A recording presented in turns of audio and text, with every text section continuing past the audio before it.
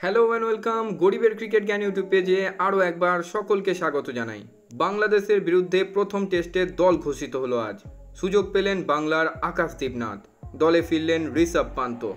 বাংলাদেশের বিরুদ্ধে চিপকে অনুষ্ঠিত হওয়া প্রথম টেস্টের দল ঘোষণা করে দিল বিসিসিআই। অধিনায়ক রোহিত শর্মার নেতৃত্বে খেলবে ভারতীয় দল। বাংলা থেকে একমাত্র সুযোগ পেয়েছেন আকাশদীপ নাথ এবং সবথেকে গুরুত্বপূর্ণ খবর, ঋষভ পান্তের টেস্ট দলে কামব্যাক হতে চলেছে। পান্ত শেষবার টেস্ট খেলেছিলেন বাংলাদেশের বিরুদ্ধে। মিরপুরে ছিল সেই ম্যাচ, যে ম্যাচের পর দিল্লি থেকে গাড়ি চালিয়ে বাড়ি ফেরার সময় দুর্ঘটনা ঘটে। 2022 সালের পর আবার টেস্ট দলে ফিরলেন পান্ত, আবারও সেই বাংলাদেশের বিরুদ্ধেই।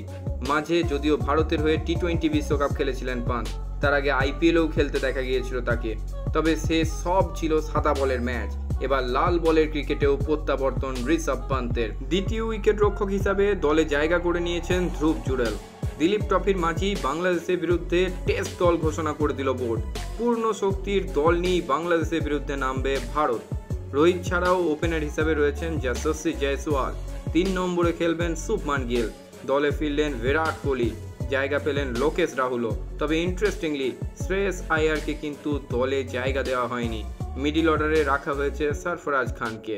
দলে রয়েছেন 4 স্পিনার। রবিচন্দ্রন অশ্বিনের সঙ্গে রয়েছেন 2 বাঁহাতি অলরাউন্ডার রবীন্দ্র জাদেজা এবং অক্ষর প্যাটেল। বাঁহাতি স্পিনার কুলদীপ যাদবও রয়েছেন। 4 জন স্পিনারের সঙ্গে নেওয়া হয়েছে 4 জন পেসারকে। তবে মোহাম্মদ শামি এখনও সুস্থ নয়, তাই তাকে দলে রাখা হয়নি।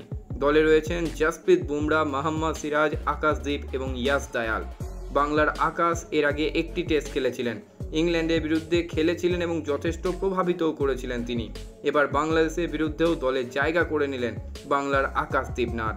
দিলীপ ট্রফিতে দুর্ধর্ষ পারফরমেন্সও করেছেন এই আকাশদীপ। চলুন এক নজরে দেখে নেওয়া যাক বাংলাদেশের সঙ্গে অনুষ্ঠিত হওয়া প্রথম টেস্ট, যেটা চিপকে হতে চলেছে। সেই টেস্টের জন্য ভারতের 16 জনের দলটা ঠিক কীরকম।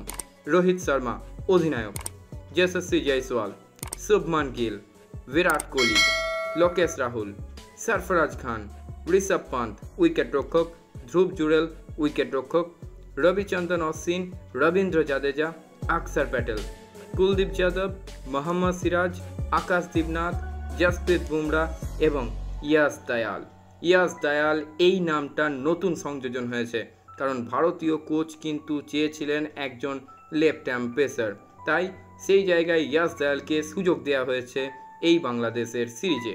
যাবতীয় আপডেট নিয়ে আমরা সব সময় আছি গরিবের ক্রিকেট জ্ঞান ইউটিউব চ্যানেলের পক্ষ থেকে, তাই অবশ্যই চ্যানেলটিকে লাইক, কমেন্ট এবং সাবস্ক্রাইব করে সব সময় সঙ্গে রাখুন।